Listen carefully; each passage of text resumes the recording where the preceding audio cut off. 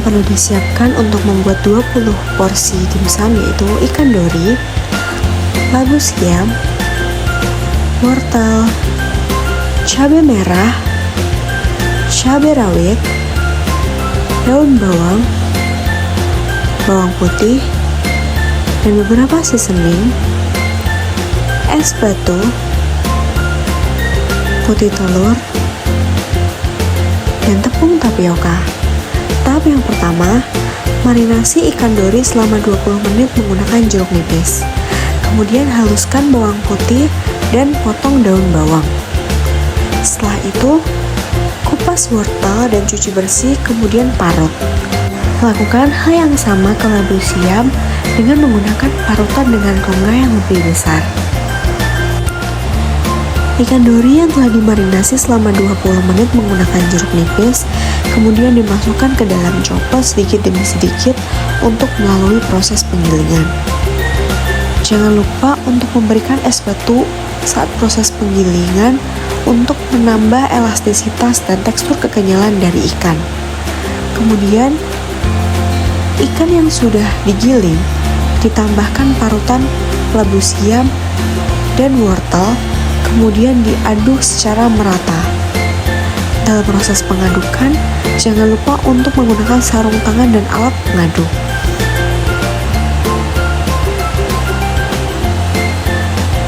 Setelah itu, masukkan tepung tapioka sedikit demi sedikit dan aduk terlebih dahulu agar tidak ada tepung yang menggumpal.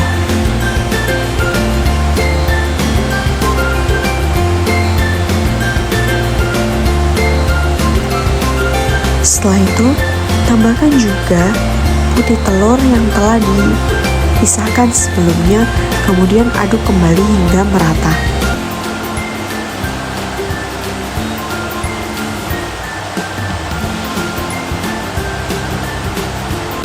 Adonan yang telah diaduk secara merata, kemudian ditambahkan seasoning, garam, kemudian lada,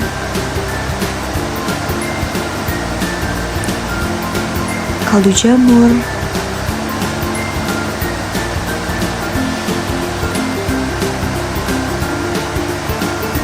minyak ikan,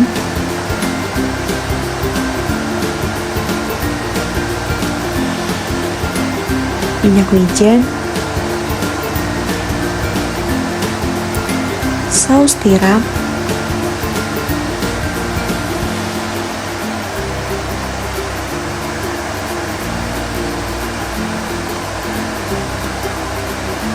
dan yang terakhir yaitu bawang goreng yang telah dihaluskan.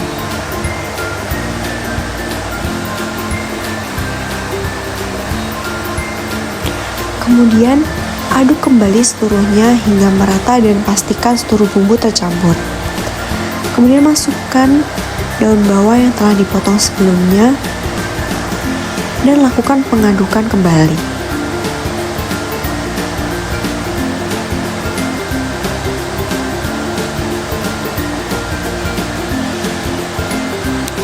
Kemudian adonan sudah merata, siap dibungkus menggunakan kulit tahu dan ditimbang sebanyak 20 gram.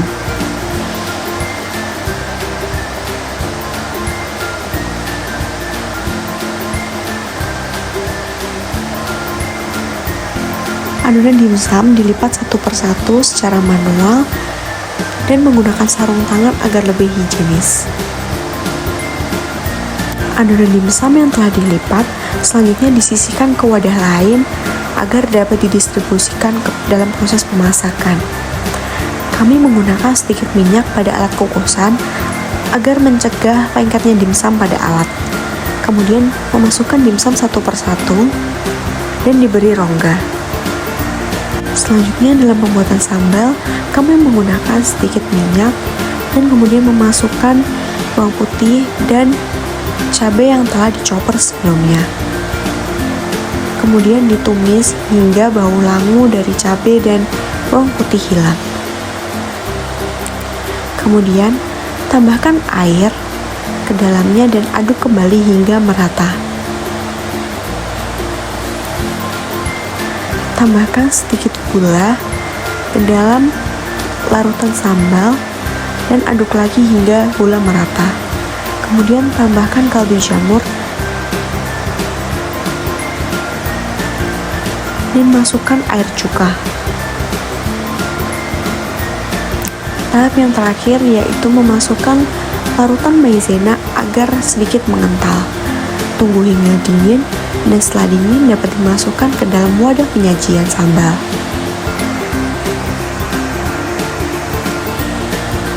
Sambal siap disajikan. Kemudian kami melipat pengemasan agar selanjutnya dimsum yang telah dikukus dapat dimasukkan ke dalam packaging beserta dengan sambalnya satu persatu menggunakan alat penjepit dan sarung tangan.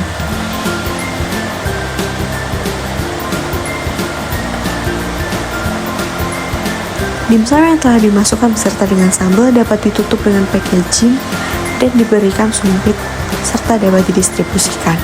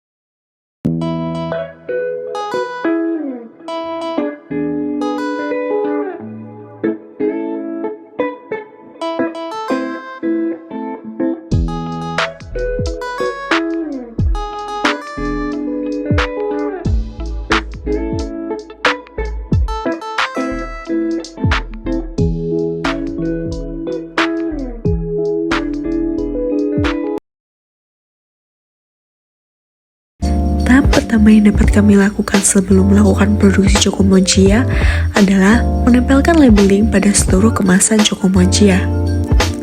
Kelapa yang telah disiapkan, kemudian dagingnya diserut dengan tipis dan pendek agar mudah dikonsumsi. Setelah itu, kami merebus bunga telang dan memotong jeruk nipis, kemudian memerasnya. Jeruk nipis yang telah diperas disaring agar tidak ada biji yang ikut serta di dalamnya. Kemudian, hasil parutan daging kelapa dimasukkan ke dalam kemasan dengan cara ditimbang.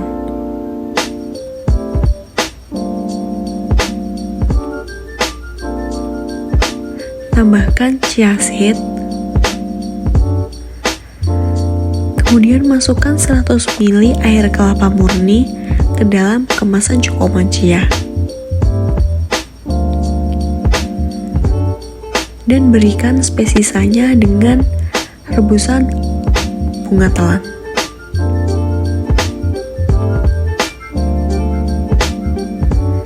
Tambahkan 2 tetes stevia dan perasan jeruk lemon yang telah dilakukan sebelumnya. Chocomonchia siap disajikan.